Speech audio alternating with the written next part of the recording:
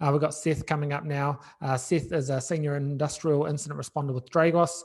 He's got this rich history in digital forensics and incident response, and of course, working for Dragos now, getting into that industrial space. Has worked with Cisco, Cyber, SANS, and many others. He's got a master in IT and network security, and he's actually currently working on his PhD, which is pretty cool, on industrial incident response.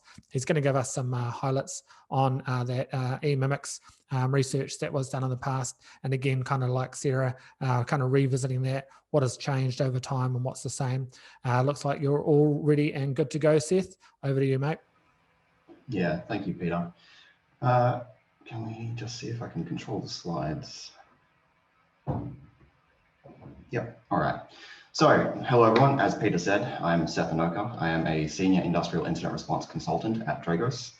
Before Dragos, I worked in the Middle East for about 12 months, doing primarily digital forensics and incident response for government clients and others, and building out DFIR practices.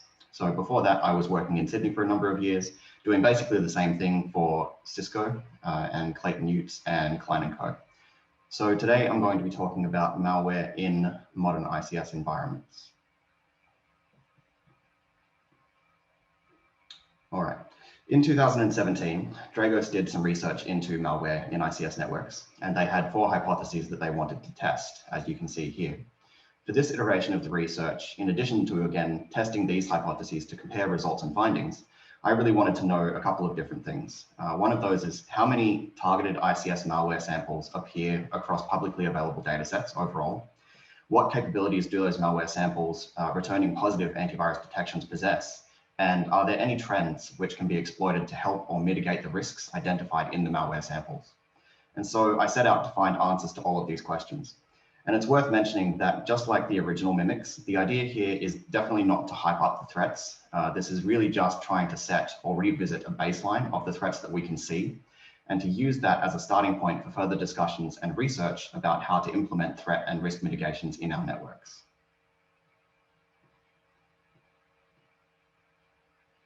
To be clear, for this research, we're really only interested in these stages of the ICS kill chain: delivery, exploitation, and installation. It's obviously really hard to research things like reconnaissance, weaponization, and targeting because they almost exclusively occur outside of our environments, right? Those activities aren't really in our purview. We have no visibility there. So we've already got a collection bias in terms of the data that we're going to see. We're also not doing a deep dive into the command and control and actions on objectives stages because that's an entirely different project, which would likely take a lot more time to get right. And that's something that would require a lot more data as well, likely from private sources in addition to public data sets. At the end of the day, we're not interested in actual impacts for the purposes of this research, although in all other circumstances, we're very much interested in the actual impacts to systems and processes. So with that disclaimer out of the way, our Intel team, in collaboration with IBM, recently conducted research into ransomware and ICS, and I urge you to peruse that white paper by Selena Larson for more information.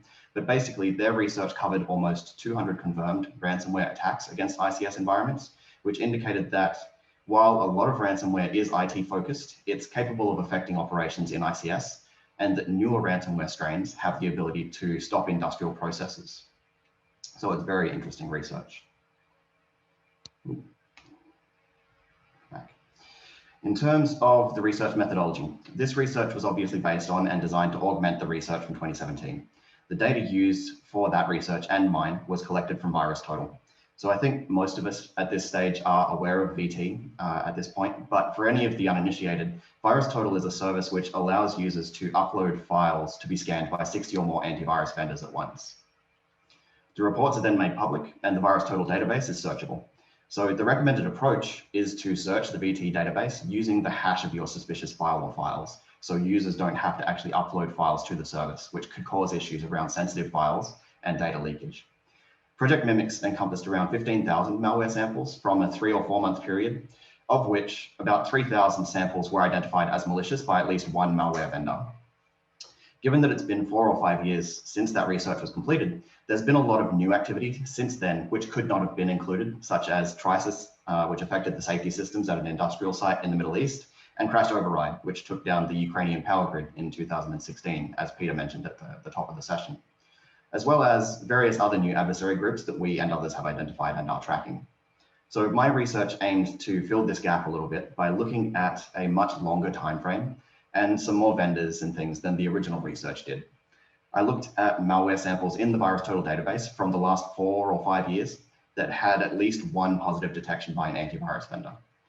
Overall, that would have produced a total data set of around 360,000 positively identified malware samples, which sounds like a ridiculous number, but when you think about it, having been spread over 4 or 5 years, that's less than 100,000 a year, or around 6,000 to 7,500 infections a month, which is probably not unreasonable. And it's close to, but more than the original research as well. Due to limitations with the VirusTotal API, I took a random sample of just over 7,000 malware reports with positive antivirus detections, which ends up being a little more than double the original sample size. So just a quick note on the API limitations as well. If you want to do research using the VT database, make sure that you understand recursion in searches before you start, and don't exhaust your organization's VirusTotal quota immediately like I did. So after identifying files on VT containing ICS vendor names as keywords, and you could use other telling artifacts like known file paths as well, I took the MD5 hashes of the resulting files, downloaded the relevant public VT report using Python and the API, converted those reports to CSV in Bash, and then just used Excel to identify patterns and trends in the data. Also, while the findings are interesting, there's a lot more potential in the data collected and plenty of opportunities for future research as well. So onto the actual findings.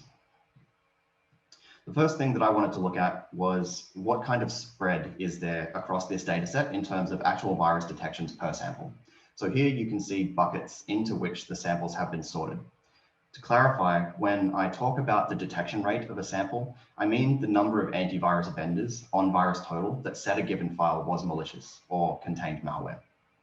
To make this graph slightly easier to read, I've excluded files with a detection rate less than 5, which are those files that are potentially less likely to be malicious based on the antivirus scan results.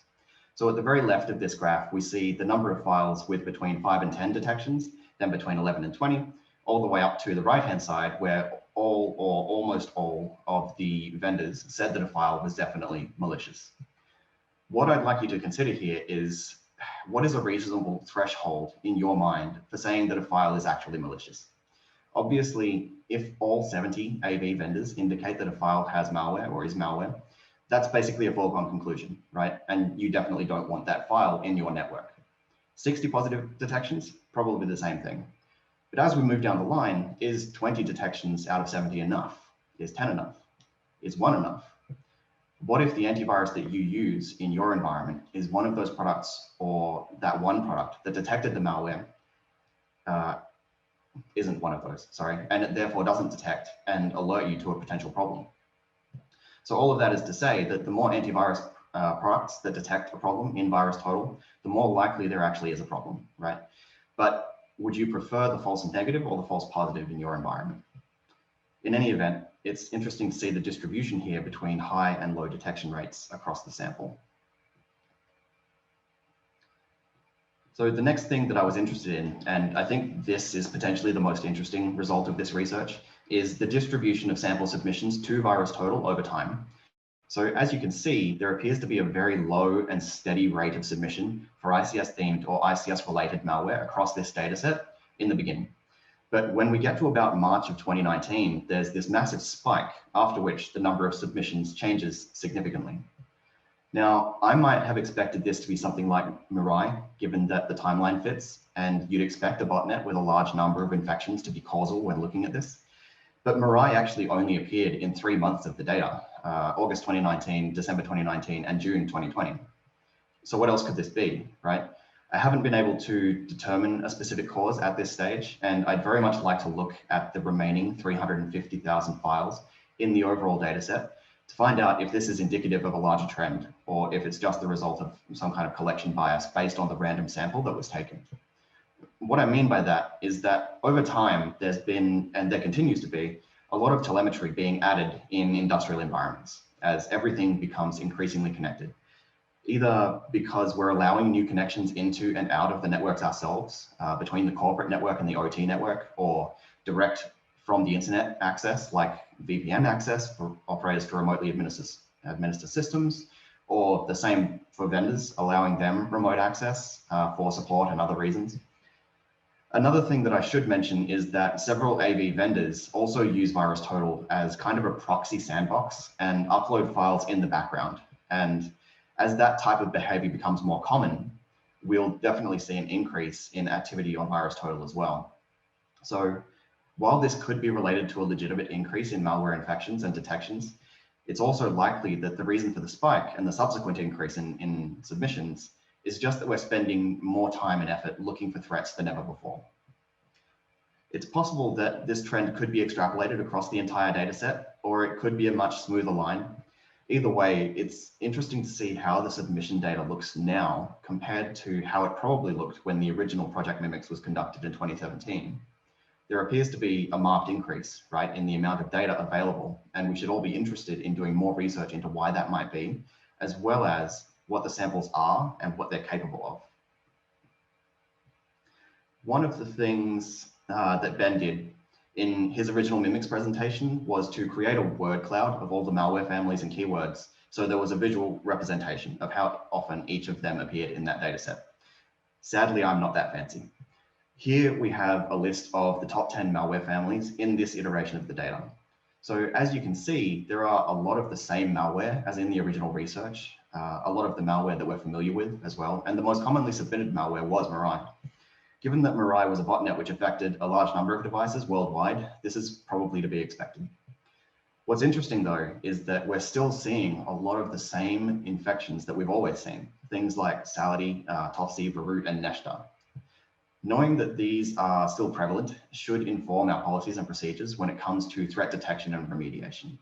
It's prudent to spend time and resources planning and preparing for these types of attacks and breaches, and it's worth paying attention to these and other well-known tools, tactics, and procedures as well. So looking at the capabilities of the malware in this data set, here are the top capabilities of all the samples, by number of files with that particular ability. By far, the most common capability is the ability to read and write files and registries as well. And I guess that really shouldn't come as any surprise to any of us that malware authors want to modify our data. Another interesting capability though, particularly in ICS, is the ability to take screenshots. In all likelihood, adversaries want to be able to see and capture what is displayed on the screen of an HMI, for example.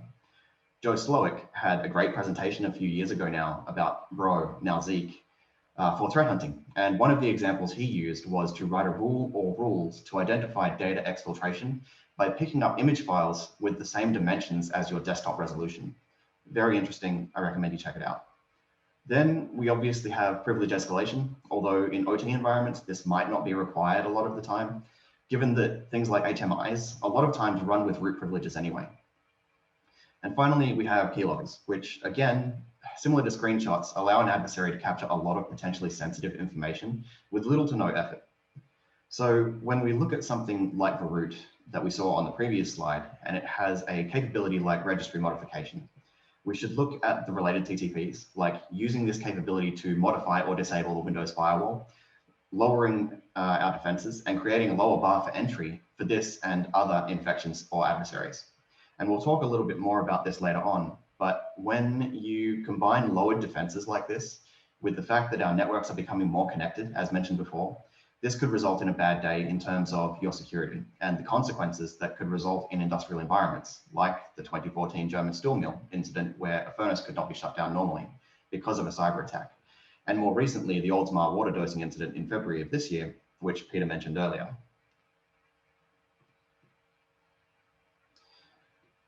Moving on now, I wanted to just very quickly mention common file extensions. By far, the most common file types with positive antivirus results, PDFs and executables, right? Unfortunately, in industrial environments, we have a lot of PDFs because most manuals come in that format. But what this indicates to me is that we need to be super careful about where those PDFs come from, and we should be paying greater attention and applying stricter rules to PDFs and executables where possible. Evidently, Office documents feature here as well. We've got doc files and XLS files in the top 10, as well as zip archives and HTML files. All of that is to say, make sure that you're paying attention, very close attention to, and scanning every file with your antivirus before introducing it into your OT environment, whether that's through task-specific USBs or some other policy-driven secure method of file transfer. Now, I had to make this graph a little bit easier to read. So originally, the country that had the most connections or most attempted connections was the US, with around 2,300 outbound connections across all 7,000 malware samples. So that could be down to VirusTotal being a US company or having a user base that is mostly in the US. Or it'd be easy to say that that activity was all due to malware beaconing out to something common like Google DNS to test and validate connectivity, or for command and control. But having looked at the data, that doesn't appear to be the case. In fact, in this sample, there were only 34 instances of Google's Quad 8 DNS being contacted at all. What's even more interesting, at least to me, because this was not what I expected, no single IP address appears to have been contacted or attempted to be contacted more than about 90 times. So I expected that a lot of the same IP addresses would appear over and over again as adversaries reused the same infrastructure, either for multiple campaigns or multiple pieces of malware, but that doesn't appear to be true. I think that in itself opens up another possible area of future research, right? In that if individual addresses are being contacted so infrequently, does that mean that each of these samples, or many of them, are being tailored to use different infrastructure? It's just something to think about. Another thing here is that I'm not interested in pointing fingers at any of these countries. This data should be taken at face value. But what everyone should consider, and I guess the takeaway here, is that if you're seeing traffic leave your network to a country other than your own, can you confirm that traffic is legitimate? Because there might be a perfectly legit reason that your network is communicating with a server in Italy, for example. If so, great, probably cross that off the list. But if you have no legitimate business purpose for sending traffic to Italy or Canada or Russia, that's something you should definitely look into and put a stop to if necessary, preferably sooner rather than later. At the very least, implement some kind of monitoring and detection around that traffic. So after looking at those malware which are most common, we see PE infectors like Root and Sally among them. All a PE infector is, generally speaking, is you'll have most likely a completely legitimate piece of software with some kind of entry point in the executable where malicious code is being injected or inserted. Anyway, Root is interesting, not just because it's capable of modifying your registries and therefore things like firewall or antivirus status and configurations, creating holes in your security architecture, but also because it uses IRC for command and control, and it's capable of downloading additional payloads. That's not to say at all that IRC is actually required for its spread in your environment. It will just as happily use its PE infector capability to continue to propagate without IRC. It will infect processes as they run, but moreover, it also means that Root is capable of surreptitiously lowering your defenses. Sality, also very common. I'm sure most people have heard of it before. It uses a botnet and peer-to-peer network for command and control. The same thing here with the capability to infect current processes across any drives it can see, whether that's local, external, or otherwise. And again, it could lower your defenses to allow additional infections or allow adversaries to pivot and use different TTPs to then attack your network and disrupt your industrial processes. The point I want to make here is that PE infectors are a real problem that still aren't really discussed that often, and that when you consider the capabilities, together with the fact that our networks are ever more connected, our job as defenders is really becoming more difficult. The last thing I want to cover off before we talk about the takeaways of the research is the fact that just like in the original research, there are still sensitive files and documents being uploaded to services like VirusTotal. And I want to show you some of those now and just discuss some of the potential consequences of finding files like these in public datasets. Some of the following are really concerning, and obviously they're sensitive, and due to that, I've redacted a lot of information. But as you'll see, I was able to find purchase orders, a list of internal contacts for a vendor, which probably shouldn't be public, or at least not public in this way.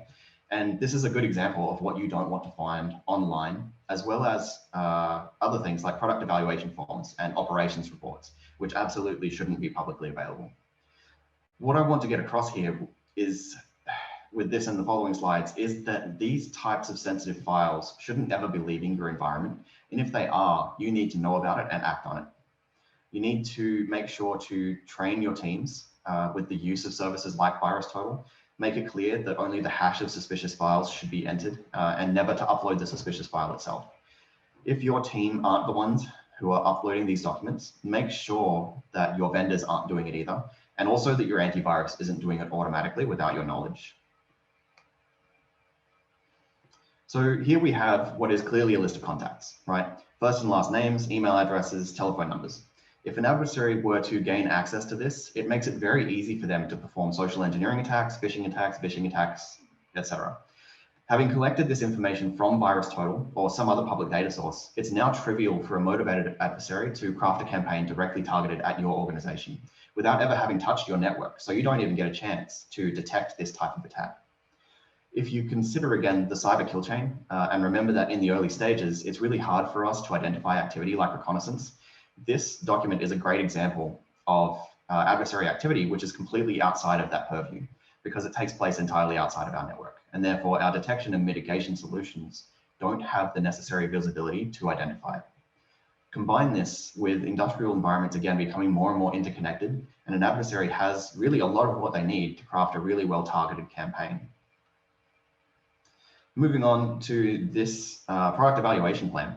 This is the first of a multi-page document, and as an adversary, this would be very interesting to me because it tells me exactly what hardware you're using in your environment. So again, this now allows me to craft my attack, to craft my campaign, to directly target what I know to expect in your environment. If we couple this knowledge and understanding of the physical environment with what we talked about before, with certain malware being able to lower your defenses, the attack paths which are now available to adversaries interested in disrupting industrial processes or causing damage and causing outages are now all that much clearer. Here we have a daily operations report for a site where, again, I've redacted a bunch of sensitive information about where exactly this came from. But would you feel comfortable about having your ops report online and publicly available like this? We can see here that a lot of potentially interesting or even critical details about how this facility is operating. And again, this is just the first of a multi-page document. If we looked at further pages like this, we see very detailed information about all of the key equipment at this facility. Its running status, whether and since when that particular piece of equipment has been unavailable, and specific comments as well about issues with each piece of equipment.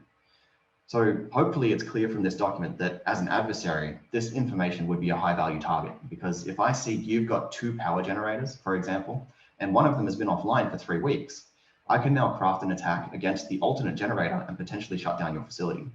Or I could cause an unsafe condition in any other piece of equipment by exploiting an issue that that system is already experiencing. Lastly, here we have an order form, which might not even be for a critical piece of equipment, but it could be critical or very telling about what is or isn't in your network. So again, the takeaway here should be that with all of these things together, increased connectivity, lowered defenses due to the nature and capabilities of a lot of the malware that we're seeing, and publicly available knowledge about your environment, an adversary still has no trouble crafting their campaign to be successful against your environment specifically.